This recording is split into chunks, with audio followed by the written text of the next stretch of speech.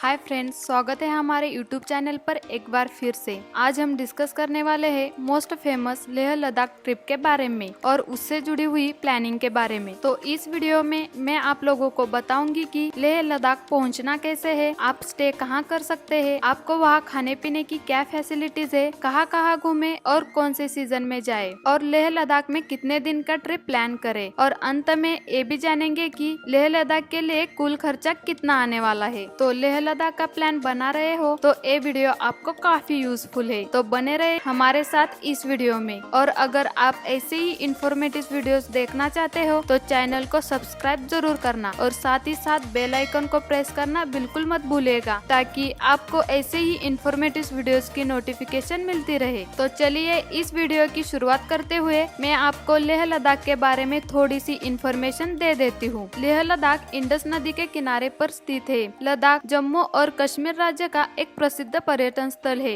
इसे moon land और broken moon के नाम से भी जाना जाता है। सुंदर झीलें और मोड़ को सम्मोहित करने वाले दृश्य और पहाड़ की चोटियां यहाँ की आकर्षक विशेषताएं हैं। लद्दाख विश्व के दो प्रमुख पर्वत श्रृंखलाओं जैसे काराकोरम और हिमाचल के बीच समुद्र से 3500 मीटर की ऊंचाई पर स्थित है। अब हम बात करते हैं कि पूरे भारत में कहीं से भी आना चाहते हो तो आपको लद्दाख पहुंचना कैसे है। आपके पास 3 ऑप्शन है। आपका पहला ऑप्शन है बाय बस। श्रीनगर और मनाली से लेह लद्दाख के लिए सरकारी और निजी बसें चलती है। मनाली से लद्दाख की दूरी 427 किलोमीटर है, जबकि श्रीनगर से लद्दाख की दूरी 418 किलोमीटर है। यदि आप श्रीनगर से लद्दाख पहुंचने के लिए बस पकड़ते हैं तो आप जोजिला दर्रा होते हुए यहाँ आएंगे, और यदि आप मनाली से बस पकड़ते हैं तो रोहतांग पास से होते हुए लद्दाख पहुँचेंगे। बसों के लिए श्रीनगर का रास्ता जून से अक्टूबर तक खुला रहता है। मनाली मार्ग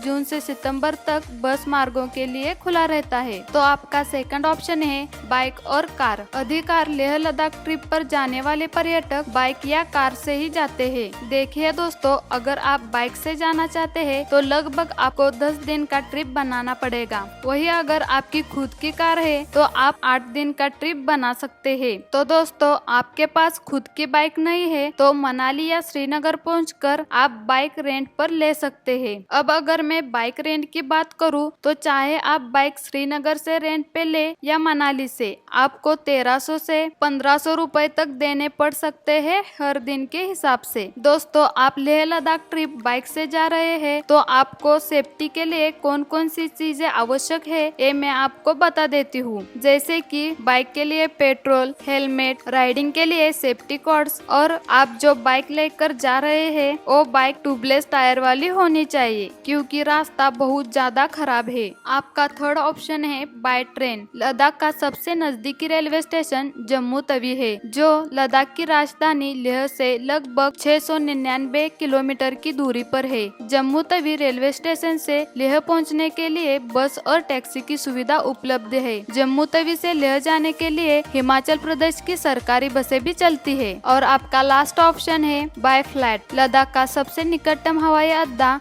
कुशोक बकुला रिम्पोची है, जो लद्दाख की राजधानी लेह से मात्र 2.6 किलोमीटर दूर है। दिल्ली सहित देश के प्रमुख शहरों से लेह एयरपोर्ट तक पहुंचने के लिए सीधा फ्लाइट की सुविधा उपलब्ध है। फ्लाइट से लेह लद्दाख जाने का सबसे बड़ा फायदा यह है कि आप बहुत कम समय में लद्दाख को विजिट कर सकते हैं। अब हम बात करते हैं कि हमें लद्दाख में होटल्स कहाँ लेना चाहिए। लेह लद्दाख में आपको बहुत सारे होटल्स और गेस्ट हाउस देखने को मिलेंगे। यहाँ के होटल्स बहुत ही खूबसूरत है। यहाँ 700 से लेकर 1000 तक आपको कमरे उपलब्ध हो सकते हैं। आप अपनी सुविधा के अनुसार होटल्स और कमरों का चुनाव कर सकते हैं। इसके साथ साथ हम बात कर लेते हैं कि लद्दाख में आपको खाने पीने की क्या फैसिलिटीज है। यहाँ पे आपको हर प्रकार की फूड मिल जाएगी, लेकिन लेह लद्दाख आप जा रहे हैं तो यहाँ के प्रसिद्ध फूड का आनंद लेना बिल्कुल भी ना भूलें। यहाँ पर थुपका, मोमोज, मोकथुक और छांग जैसे फूड जरूर ट्राई करना। तो चलिए दोस्तों, आगे बात करते हैं कि लद्दाख में हमको कितने दिन का ट्रिप बनाना चाहिए और कौन से सीजन में आना चाहिए। दोस्तों, लद्दाख घूमने के लिए कम से कम 5 दिनों का प्लान जरूर बनाएं। तो रही बात लद्दाख आने की, जून से सितंबर का समय सबसे अच्छा समय रहता है। इसके बाद हम बात करते हैं कि लद्दाख में हमें कौन कौन से स्थान पर विजिट करना है। सबसे पहले हम बात करते हैं पेंगोंग लेक के बारे में। हिमाचल पर बसी यह झील है। समुद्र तट से इसकी ऊंचाई 4500 मीटर है और यह लगभग 134 किलोमीटर लंबी है। इस झील को पेंगोंग तेसो भी कहा जाता है। यहाँ की खूबसूरती के कारण यहाँ पर कई फिल्मों की शूटिंग भी हो चुकी है। अब हम बात करते हैं लद्दाख की सबसे आकर्षित जगह में से एक मैग्नेटिक हिल के बारे में। ऐसा कहा जाता है कि अगर आप अपनी गाड़ी को बिना ब्रेक अनलॉक छोड़ देते हैं तो वो खुद ऊपर की तरफ धीरे धीरे चलने लग जाती है। यह हिल लेह से 26 किलोमीटर की दूरी पर स्थित है। मैग्नेटिक हिल को ग्रेविटी हिल भी कहा जाता है। इसकी पूर्वी हिस्से में सिंधु नदी बहती है जो तिब्बत में निकलती है। आगे बात करते हैं फुगताल मॉनेस्ट्री के बारे में। ये एक लुंगनाक घाटी के चट्टान पर स्थित प्राकृतिक गुफा हुआ करता था। यह मठ लद्दाख के जांजकर क्षेत्र के दक्षिण और पूर्वी भाग में स्थित है। फुगताल का अर्थ होता है गुफा और आराम। ट्रैकिंग करने वालों के लिए यह जगह बहुत ही उत्तम है। यहाँ पर लोग ध्यान करते हुए और शिक्षा ग्रहण करते हुए दिखाई देते हैं। हमारा अगला पॉइंट है गुरुद्वारा पत्थर साहिब। यह लेह से लगभग 20 किलोमीटर दूरी पर स्थित है। गुरु नानक जी के याद में इस गुरुद्वारे को 1570 में बनवाया गया था। गुरुद्वारा पत्थर साहिब के दर्शन करना बहुत ही शुभ माना जाता है। इसके बाद आप जा सकते हैं शांति स्तूप। बौद्ध धर्म से संबंधित यह स्तूप सफेद रंग का गुम्बद है। इसका निर्माण एक जापानी बौद्ध भिक्षु थे उनके द्वारा करवाया गया था। इसकी समुद्र तल से ऊंचाई 4300 मीटर है। यह जगह लेह शहर में ही स्थित है। अब हम बात करते हैं जांजकर घाटी के बारे में। अगर आपको एडवेंचर्स पसंद है तो जांजकर घाटी जरूर जाए। यहाँ आपको व्हाइट रिवर देखने को मिलेगी। यह जगह स्वर्ग से कम नहीं है। आप यहाँ की प्राकृतिक सौंदर्य में खो जाएंगे। आप यहाँ कैंपिंग या ट्रेक भी कर सकते हैं। इसके बाद आपका अगला स्थान है लेह पैलेस। इस पैलेस को 17वीं शताब्दी में बनवाया गया था। यहाँ आपको भगवान बुद्ध के जीवन को दर्शाती हुई चित्रकारी इस महल में दिखाई गई है। इस महल में 12 मंदिर और 2 बौद्धशाही मठ स्थित है।